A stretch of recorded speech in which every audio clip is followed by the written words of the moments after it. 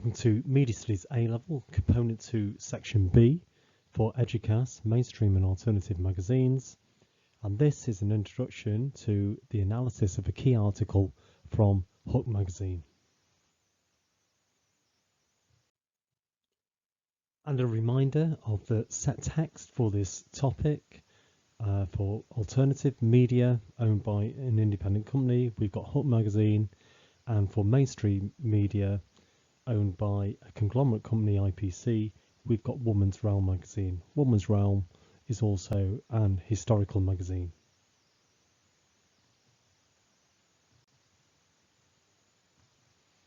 And just to highlight some differences between the mainstream and alternative, for mainstream, we can say that it reinforces stereotypes and dominant representation, so it's going to do what we maybe sort of see as a sort of naturalized images, naturalized representations around us.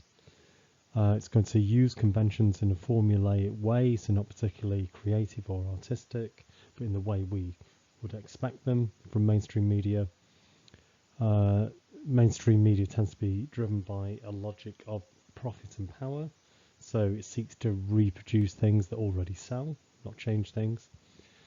This can stop or hold back variety, creativity and quality in products because there's no real incentive to look to do different things.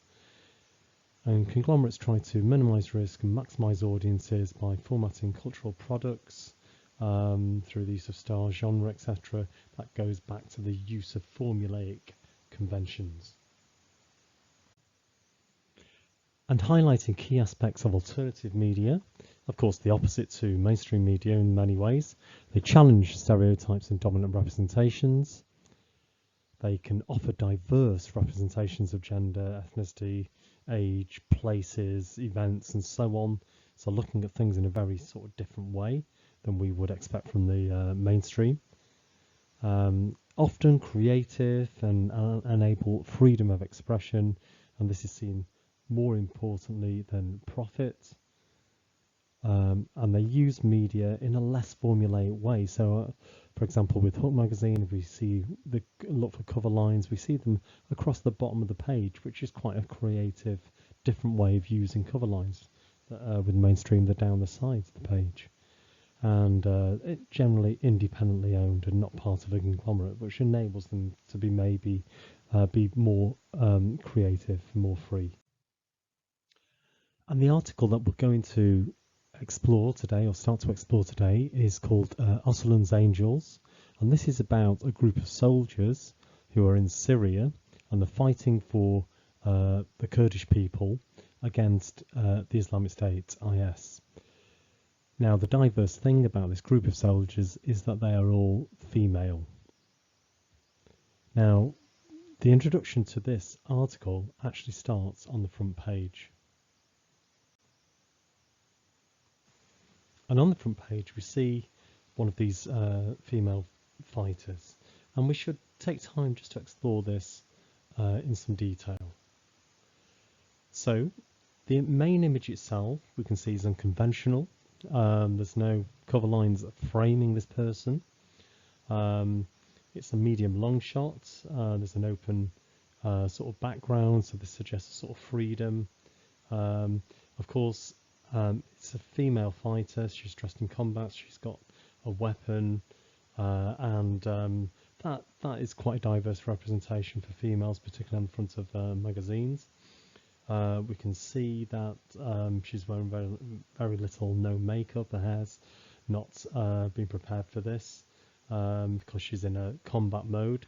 So it suggests it's sort of realistic and presenting almost sort of a documentary view of what's happening here.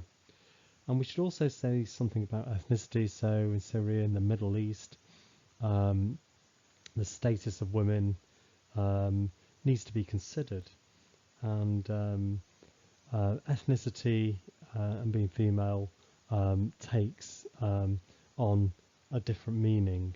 So this is challenging stereotypical ways in which we see women from the Middle East.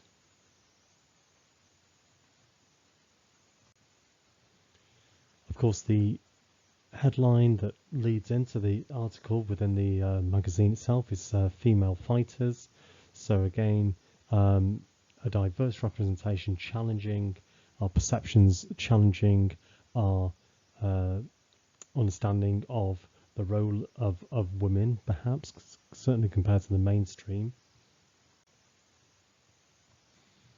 And also on the page we have a pull quote. So a pull quote, remember, is taken from the main article. So the pull quote: "We live in a world where women are dominated by men. We're here to take control of our own future."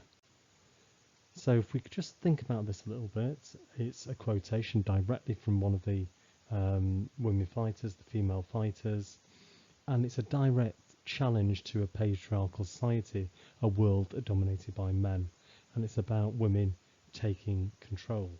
So again, that's leading to quite a diverse representation.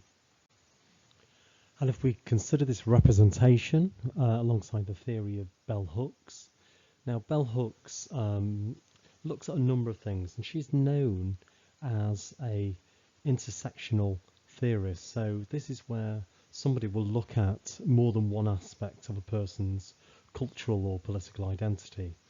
Where you've got Van Zoonen, who looks at feminism, bell hooks too looks at feminism. It's one of her main concerns. So she looks at feminism, she looks at gender.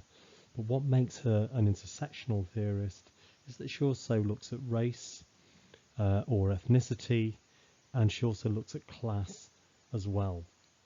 So for this representation of Hook magazine, we might consider we've got some things overlapping. We've got a diverse female as a combat soldier, which is challenging perceptions of female roles. But we've also got ethnicity as part of this representation as well.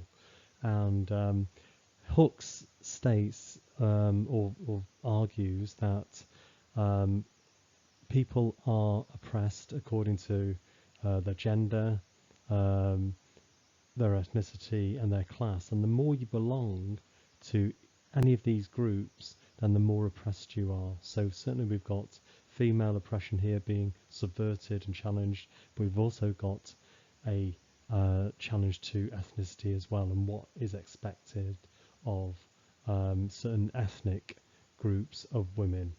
And we could also probably throw class in there as well. So back to the key article, Östlund's Angels. Now this article is quite a long article. It runs over 4 pages. Obviously you've got a title page, and the main feature is on other pages as well. And we can see initially there's a range of images featuring combat soldiers who are also sort of female. So we've got a diverse sort of representations of females within here. However, what you need to do is read over this and really sort of think it through, and just get an idea of how it's writing about this group of people. And that's the task I want people to complete for this part of the course. And I will email you a copy of the article in Word and also in Publisher. So Östlund's Angels is actually a 4-page document, and obviously you'll need to scroll down to have a look at the whole of that, and in order to read the text, change the size of the page and so on, so you can do that, and read it and get a feel for it. Now the task itself is to work through this, and if we notice these little tabs I put on here, femininity, masculinity, ethnicity, I want you to use those, and I want you to highlight anything, any time it talks about women, so that would be for femininity, any time it talks about men, for masculinity, and any time it talks about ethnicity. So you should have colour coding from those 3 sort of areas to show you've actually sort of read it through and recognise key areas. Probably the best way to do this with these tabs is just to sort of copy each one. Every time you see something that's relevant, paste it. Obviously you can, we're just interested in the colours, so the yellow for femininity helps us do this, and just highlight that. So here we see it's talking about women in this military unit, and it's about femininity. So we might sort of highlight that bit there. So what I want you to do is go through this and highlight it according to where it's talking about women, femininity, where it's talking about men, masculinity, and where it talks about ethnicity, just highlight it appropriately. So that's the task. Good luck and thank you.